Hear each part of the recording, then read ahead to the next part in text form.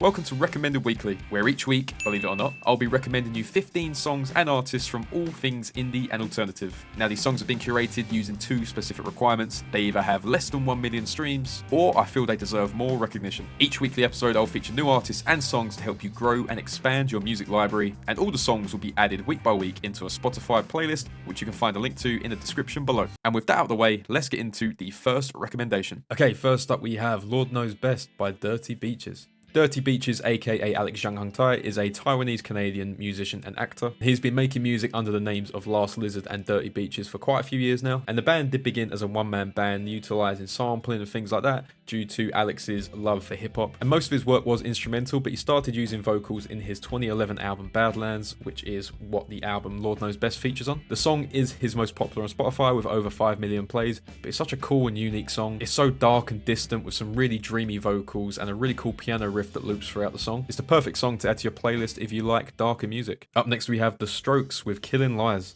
I'm sure we all know about The Strokes. They're one of the biggest and best bands to come out of the indie alternative scene in the past 20 years or so. They're a hugely popular band responsible for altering the music that came out of New York in the early 2000s in the indie scene. And they're also responsible for influencing many bands like Franz Ferdinand, The Libertines, Killers, and Arctic Monkeys. And most of their songs are massively popular and they have tons and tons of millions of streams. But one song that I feel like deserves more recognition is Killing Lies. It's an absolutely beautiful song that has a constant build-up during the track's duration musically. It has around 13 million streams on Spotify right now, but I do feel like it deserves a lot more. Even if you're a fan of The Strokes, I'd still recommend checking it out. It might be one that kind of slipped under your radar. And speaking of, if you are a fan of The Strokes, I highly recommend reading these two books. The first one is The World's Gonna Love This by Gordon Raphael. He was actually the guy that produced The Strokes' first 3 albums, including the song Killing Lies. And then there's also this massive book by Lizzie Goodman, which is called Meet Me in the Bathroom, of course named after their song from the Room on Fire album. It's got some fantastic excerpts in here and interviews from people all across the music industry. And yeah, if you like hearing about the kind of new wave and the birth of a new musical style and bands and things like that, definitely check out this book. Next up is Gus Dapperton with Moodna, Once with Grace. Gus Dapperton, or Brandon Patrick Rice, is a singer-songwriter from Warwick in New York. He's been making music under the name of Gus Dapperton since 2016. He has a ton of music on his Spotify right now. And the first song he actually released on Spotify was this song, Moodna, Once with Grace, which did come out in 2016. The song is massively popular, has over 29 million streams on Spotify, but it is one of my favorites from Gus. Next up is And the Bandages with 3-Day Bender.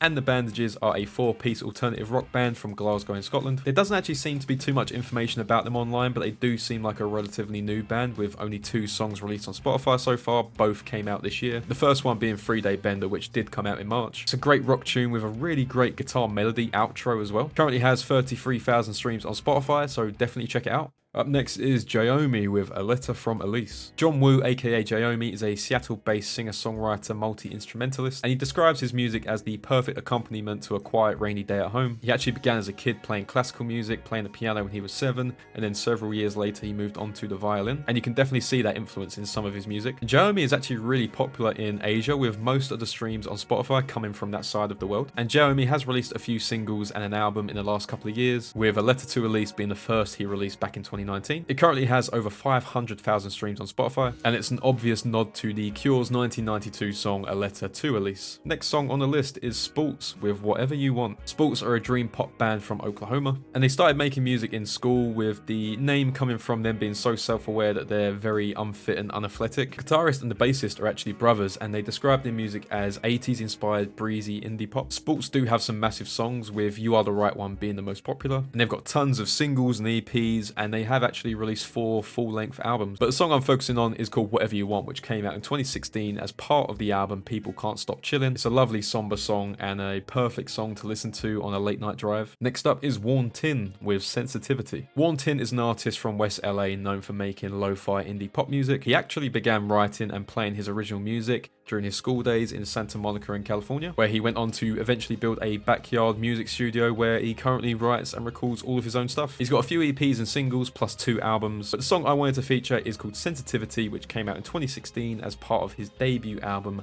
Phantophobia. Next up is Castlebeat with Looking for Something. Josh Wang, aka Castlebeat, is an American bedroom pop singer-songwriter from Brooklyn, New York. On top of that, he also acts as a proprietor for Spirit Goth Records, a record label. And Castlebeat's musical journey actually started in high school when he started to learn guitar and then transitioned into musical composition. In 2016, Castlebeat released his first album called Castlebeat, which was characterized by his melancholic pop melodies, and all the tracks were meticulously crafted by Huang in his own garage. His music is very melancholic and infectious, focusing on creating really recognizable and memorable indie pop beats and riffs. And the song Looking for Something came out last year as part of his album Half-Life, and it's one of many fantastic songs by him. Next on the list we have MUNYA with Cocoa Beach. Known for her airy voice and lush, dreamy, danceable synthesizer pop, MUNYA is the stage name of Montreal-based artist Josie Boivin. She began releasing music in 2018, and her music is mostly new synth folk with some alternative and indie elements in there as well. Her music definitely sits on a more funky side with a soulful inspiration that has remnants of 70s and 80s soul music. The song Cocoa Beach was released in 2021 as part of the album Voyage to Mars, and currently has over 1.6 million streams on Spotify. Next up is Old Man Canyon with Never Apart. Old Man Canyon is the musical project of artist, producer, and multi-instrumentalist Jet Pace. Probably another artist that you might have heard of, and if you don't recognize his name, you probably do recognize his music. His most popular song, Phantoms and Friends, was used in a ton of sort of advertisements, online videos, different media. But the song I'm focusing on is called Never Apart, which came out this year as a single. It's one of his lesser known songs with just under 60,000 streams, but definitely one to check out. Up next, we have Gap Girls with Running Through My Mind. Gap Girls is the synth pop project by Jacob Rubik, who's based in LA, and Jacob Rubik is mostly known for his role in the indie rock band Surf Curse, and despite his commitment to the band, he has still managed to release 2 albums, tons of singles, and a couple of EPs. There's tons of great songs to be found within these projects, but one of my favourites is Running Through My Mind. It's the perfect combination of a catchy guitar riff accompanied by this synthy pop sound. The song was released in 2019 as part of the album Street Desires, and it currently has over 1.7 million streams on Spotify. Next up we have Poolside with Float Away. Poolside is an American new disco and chill pop band from Los Angeles, California, and it was formed in 2011 by Jeffrey Paradise and Philip Nikolic. Philip has since left the band, but this definitely hasn't slowed down Poolside's success. The band has performed at many high-profile festivals like FYF, Primavera Sound, and Coachella, and the band did take a 4-year hiatus from touring, but they returned in 2018 when they did their US leg of the tour, and they've got a ton of music. Over 10 years worth of stuff has been released over the course of many EPs, singles, and albums since 2011, but the song I am focusing on is called Float Away, and just like the title of the song, the music does make you feel like you're floating away. It's very soulful and chill, the perfect summer song, despite the fact I am recording this in November. The song was released this year, and it actually features fellow dream pop band Vansire, who was actually included in last week's episode. Up next is Micho with A Cat Named Pool. Micho is a solo artist from New York. I couldn't actually find too much information online about Kyle, but I did just see that he just released a brand new album just 2 weeks ago on Spotify. The song A Cat Named Pool was released in 2021 though, and does feature a band called Kiwi Lime Squeeze, but I'm pretty sure this was just set up by Kyle. The band doesn't have much information on their Spotify page, and only has this song called A Cat Named Pool. The song currently has around 14,000 streams on Spotify, and it's a great song to listen to if you like the more chill indie songs that tell a story as well. Up next is Robert Francis with Baby Was the Devil.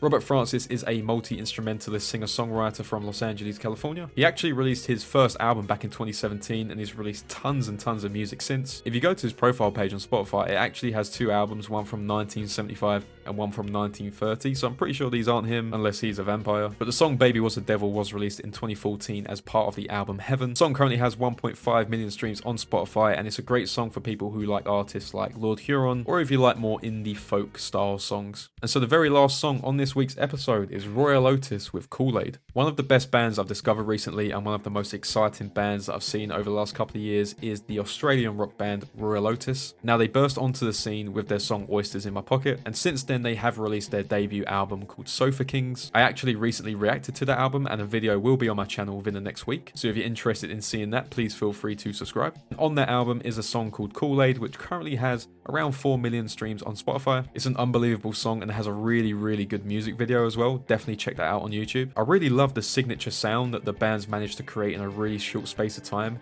and the lead singer's vocals are amazing. Definitely check out all of the songs that Royel Otis have to offer. I'm sure that we'll be seeing them in a few more episodes in the future as well. Okay, and that was all the songs for this week's Recommended Weekly. I hope you've managed to find some new artists and songs that you might not have heard before, or even discover some songs from artists that you may know and may have gone under the radar a little bit. As always, all of these songs will be added to my Spotify playlist, which I'll leave a link to in the description. I update that on a weekly basis. Let me know in the comments below if you have any artists or song suggestions that you want to see in future episodes. And yeah, this is a weekly series, so please make sure to subscribe if you enjoyed the video so you don't miss next week's episode. I want to say a big thanks if you made it this far into the video. Leave a like if you enjoyed it, and I hope you have a nice day.